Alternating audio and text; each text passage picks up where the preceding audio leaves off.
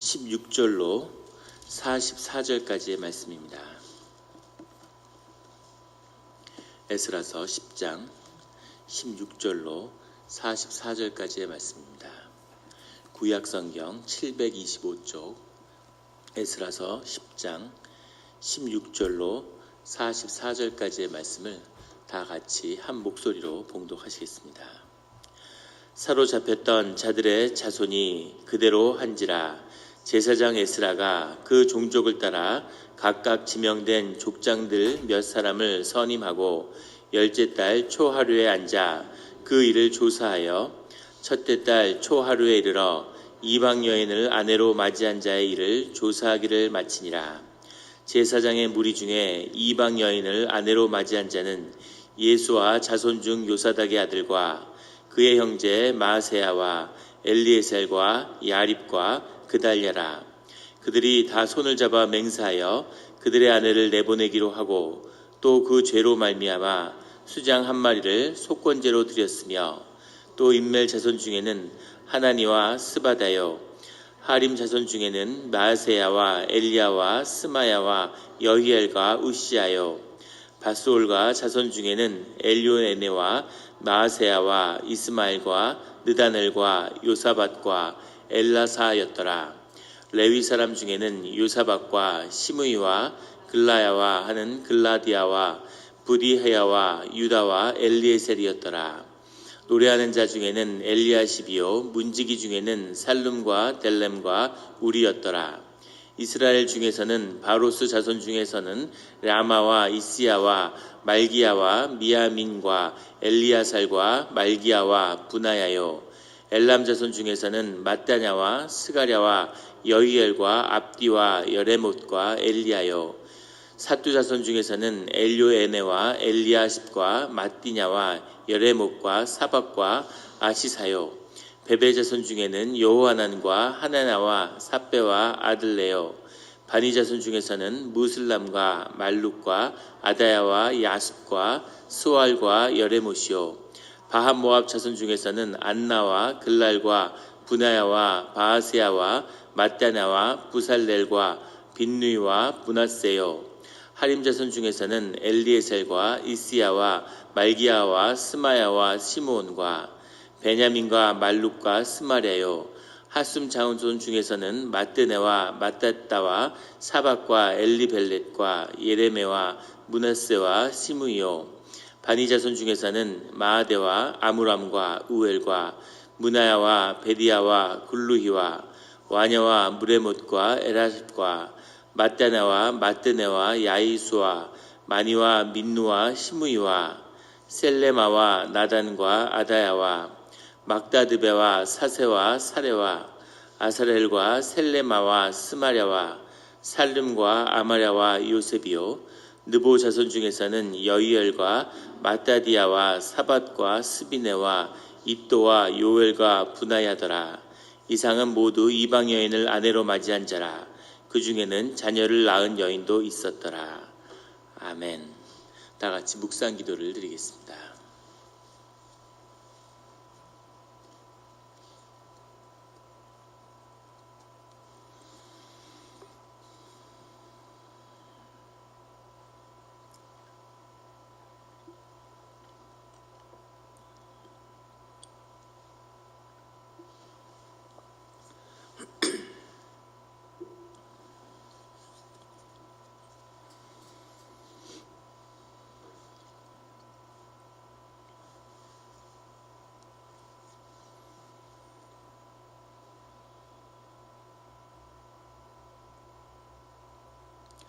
하나님 아버지 감사합니다.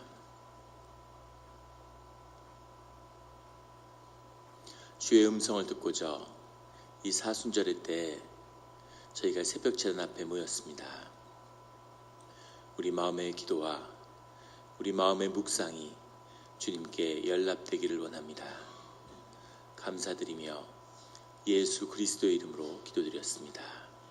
아멘. 오늘 에스라서 10장 16절의 말씀은 이렇게 시작하고 있습니다.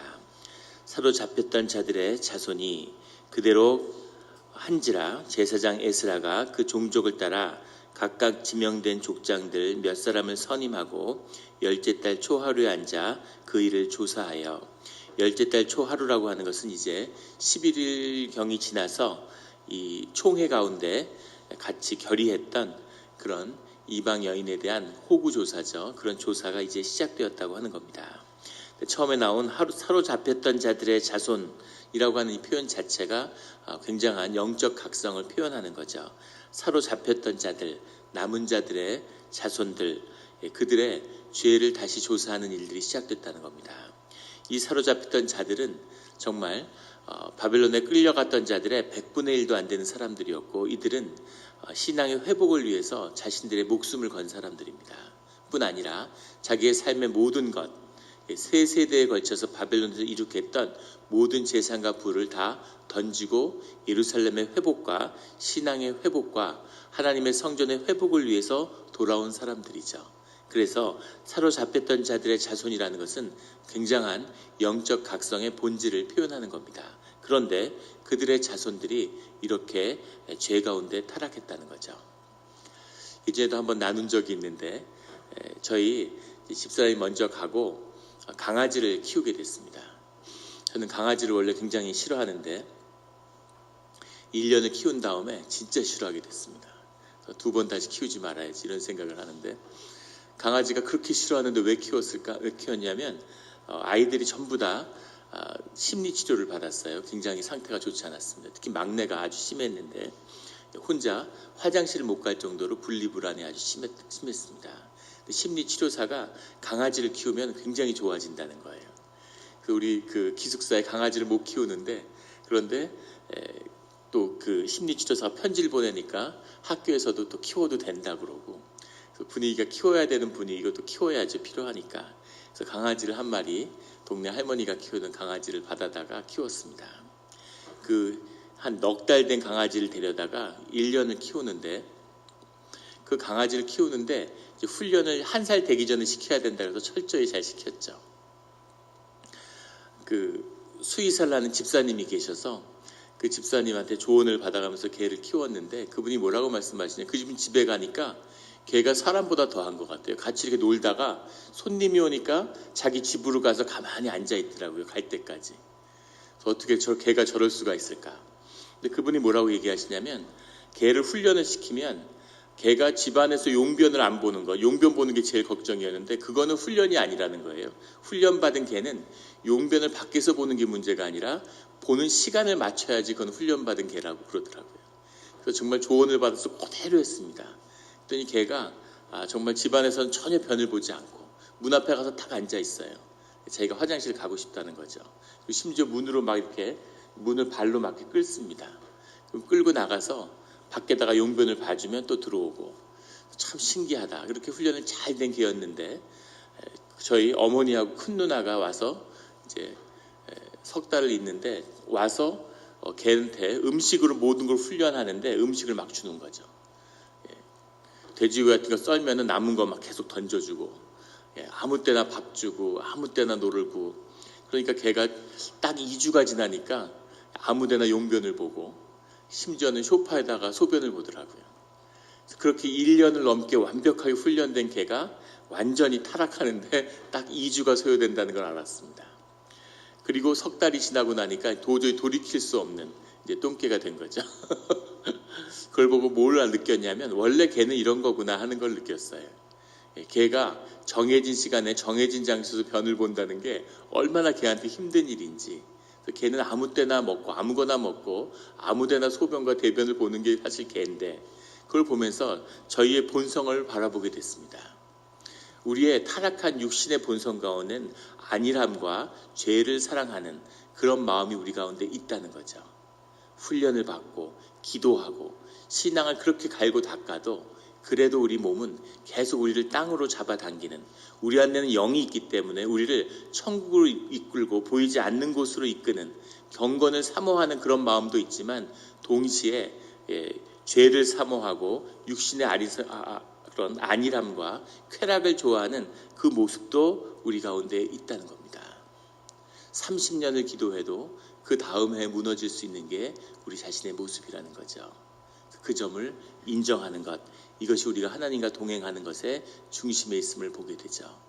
이렇게 목숨을 걸고 예루살렘에 돌아온 자들, 그들의 삶의 안일함과 안전을 위해서 쉽게 타락하고 무너져 내렸다는 겁니다. 그 일들이 회복되는 역사가 시작되고 있는 거죠. 17절에 보면 첫째 달 초하루에 이르러 이방 여인을 아내로 맞이한 자의 일 조사하기를 마치니라. 이 조사는 장로와 재판장이 그 촌락 가운데에서 이방 여인과 결혼했다고 하는 자들을 데려오면 그들의 이야기를 들어보고 그것에 대해서 판결을 하는 겁니다. 이방 여인을 호구조사에서 무조건 내보내는 것은 아니죠. 왜냐하면 이들이 귀환할 때 이미 귀환한 자의 절반가량은 이방 사람들이었습니다. 그런데 그 이방 사람들과 지금의 이방 사람들은 무엇이 다른가? 그때 이방 사람들은 바벨론에서 목숨을 걸고 여호와를 하나님으로 모시겠다고 귀의한 자들이에요. 그 사람들을 이스라엘로 받아들이고 하나님의 자녀가 되었죠. 심지어 느디딤 사람들은 그 사람들은 섞인 사람들도 아니고 그냥 다 이방인이에요. 아버지 어머니가 다 이방인이고 그들은 심지어 원치 않았는데 전쟁의 포로로서 이스라엘에 끌려왔던 자들입니다. 그들이 바벨론의 포로로 갔는데 그들이 하나님을 영접하고 주의 백성으로 예루살렘에 돌아왔다는 거죠.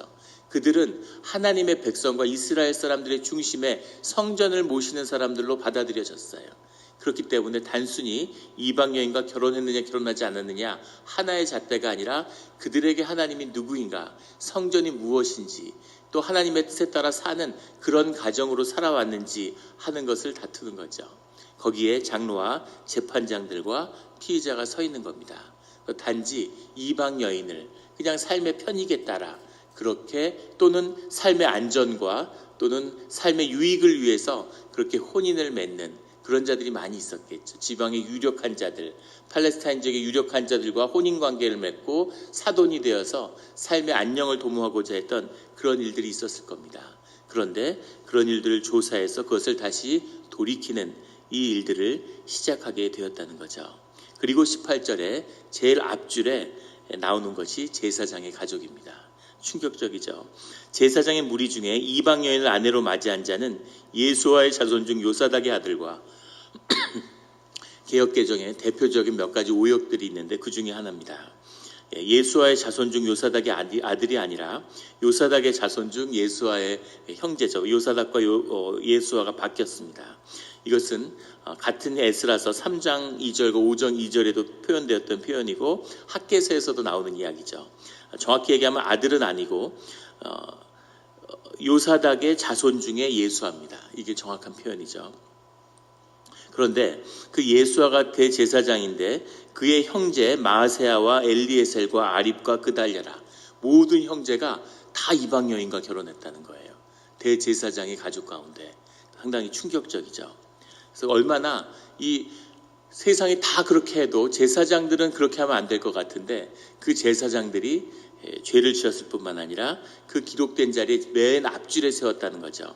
그래서 18절부터 43절까지 이 이방 여인과 결혼했던 자들의 이름을 쭉 쓰고 있는데 보시면 알겠지만 우리가 2장에서 처음에 바벨론을 떠났던 자들의 이름과 거의 일치합니다. 모든 사람들의 자손들이 거의 다 이방 여인을 받아들이고 그러니까 그 원칙이 완전히 무너졌다는 사실을 보여주고 있는 거죠. 삶에서 하나님을 붙들고 살아간다는 것이 얼마나 어려운 일인지 하는 것을 보여줍니다.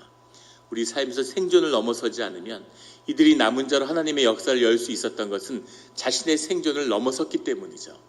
그런데 그 생존의식을 넘어서야지만 하나님의 길이 열리는데 그 생존의식의 가장 마지막에 가족이 있다는 겁니다. 생존을 지켜주는, 나의 생존을 도모하는 가장 마지막 우리 삶의 보호장치가 가족이죠.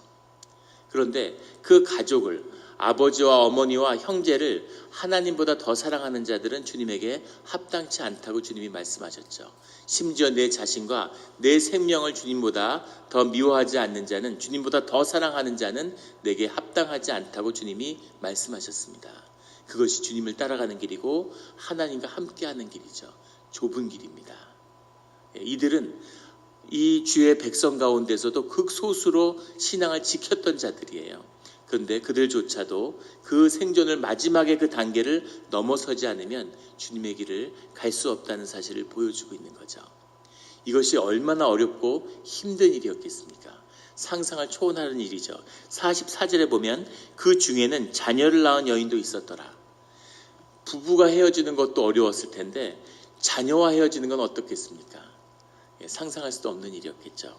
26절에 나오는 여히엘은 우리가 10장 2절에 나누었던 스가냐의 아버지죠. 아버지가 아들을 불러서 야, 며느리하고 헤어져야 되겠다 이렇게 얘기하면 이 아버지 헤어지겠습니다 이럴 수 있는 아들이 몇이나 되겠습니까? 그런 아들이 있을까요? 아버지하고 저하고는 여기까지인 것 같습니다 이렇게 나오지 않겠습니까? 그런데 스가냐 같은 아들이 아버지한테 가서 아버지 어머니하고 헤어지시는 게 맞겠습니다 이렇게 얘기한다면 이게 이루어지겠습니까? 있을 수 없는 일이죠. 야, 너희 어머니다, 널 낳은 엄마다.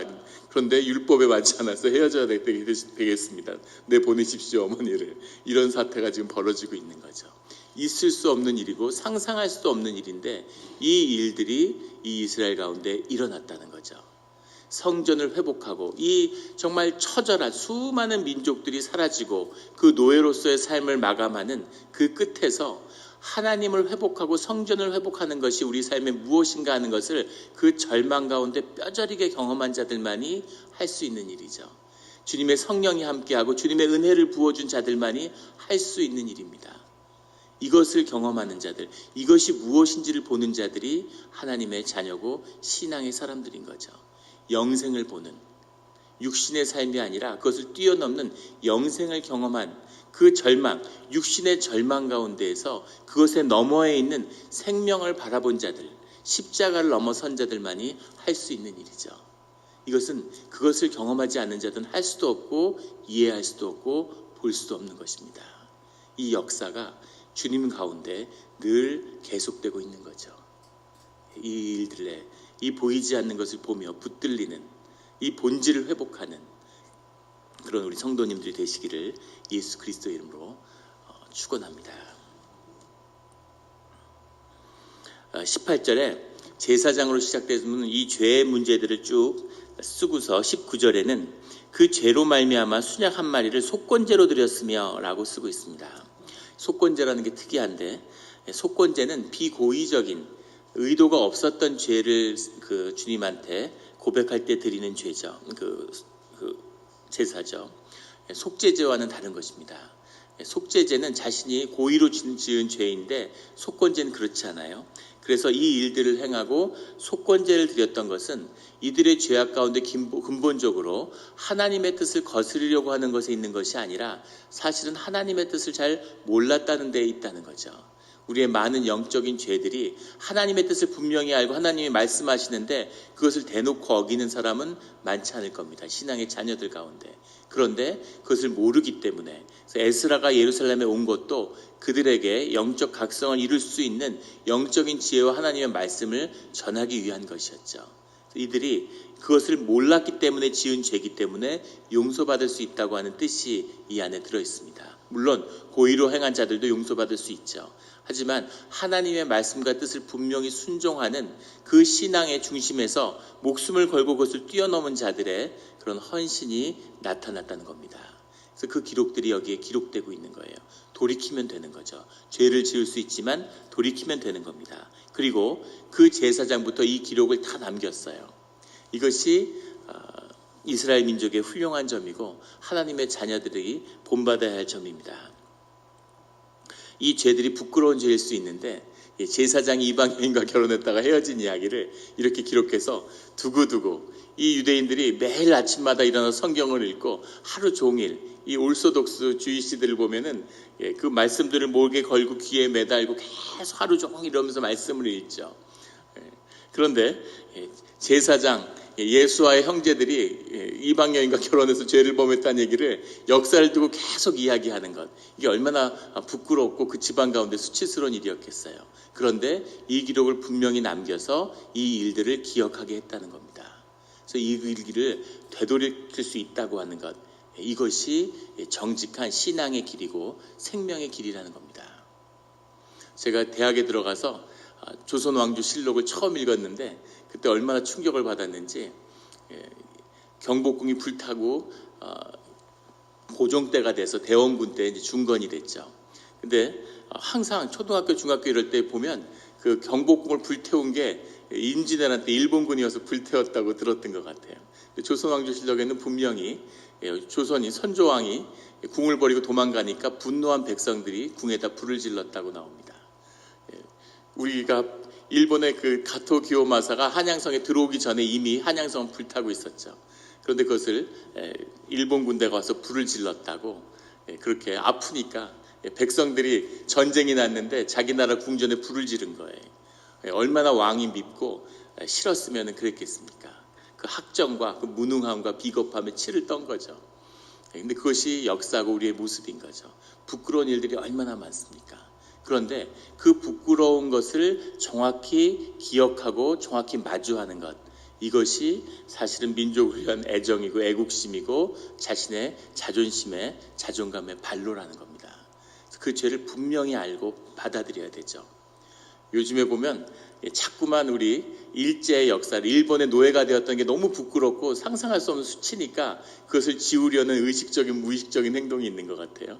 그래서 대한민국의 건국도 48년에 한 것이 아니라 19년에 했다고. 그래서 상해 임시정부가 계속 합법정부가 있었고 일본이 잠시 한국을 침탈했던 것뿐이지 우리는 식민지가 아니었다, 이렇게 이야기하는 거죠.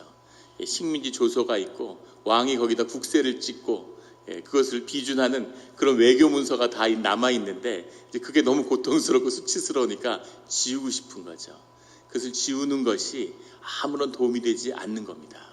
그것을 지우면 자기의 정체성과 생명이 같이 죽는 거죠. 아무리 비참하고 아파도 그것을 마주하는 것이 우리의 생명이 진실함 가운데 살아나는 그 길이라는 것을 이 신앙의 길이 우리에게 보여주고 있는 거죠. 우리 영락교회 가운데서도 많은 아픔의 기억들이 있습니다. 그 기억들을 마주하고 그것이 얼마나 부끄럽고 아픈 일이었던가 하는 것을 우리가 명확히 진실을 기억하는 것이 결코 부족하거나 나쁜거나 창피한 일이 아니라는 거죠. 그 일을 분명히 기억하고 그 일을 마주하기 때문에 그 역사가 나의 소중한 나의 삶의 일부가 되는 겁니다. 그때 회복이 있고 그때 돌이킴이 있고 그때 우리의 생명 가운데 부활의 역사가 시작되는 거죠. 그 일들을 다시 일으키는, 돌이키는 하나님의 자녀로서 거듭나는 우리 영락 공동체가 되기를, 또 우리의 삶의 자리가 되기를, 내 삶을 묻고 있는, 내가 눌러버린 그런 부끄럽고 수치스러운 기억들을 마주함으로, 그것을 주님 앞에 회개하고 돌이킴으로 우리 근본에 있는 이 영적인 생명이 다시 그 문이 열리는 우리 영락 공동체 한 명 한 명이 되기를 예수 그리스도 이름으로 축원합니다. 에스라의 역사가 오늘 우리 가운데 주님의 길을 여는 줄 믿습니다. 다 같이 기도드리겠습니다.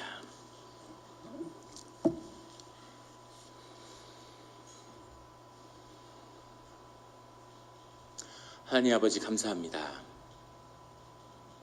때로는 우리 삶 가운데 너무 많이 우리의 죄가 쌓이고 그 묶임이 너무 오래되어서 이거는 풀 수 없고 도저히 해결할 수 없을 것 같은 삶의 멍해고 지고 가야 할 굴레같이 느껴지는 그런 부분들이 있습니다. 주님, 나의 죄의 습성과 묶임이 부모에게서 오고 형제에게서 오고 우리 민족에게서 와서 우리의 DNA 일부처럼 되어서 이 죄를 도저히 씻고 끊을 수 없을 것 같은 그런 생각이 들 때가 있습니다. 주님, 그러나 주님 앞 안에서 능치 못할 일이 없으니 만유해 주시며 창조 주시며 모든 일에 능한 하나님이 우리의 아버지가 되시니 아버지의 능력을 힘입고 아버지에게 의지하며 주님께 간구함으로 주님이 그 일들을 우리 가운데 행하는 일들을 보게 하여 주시옵소서.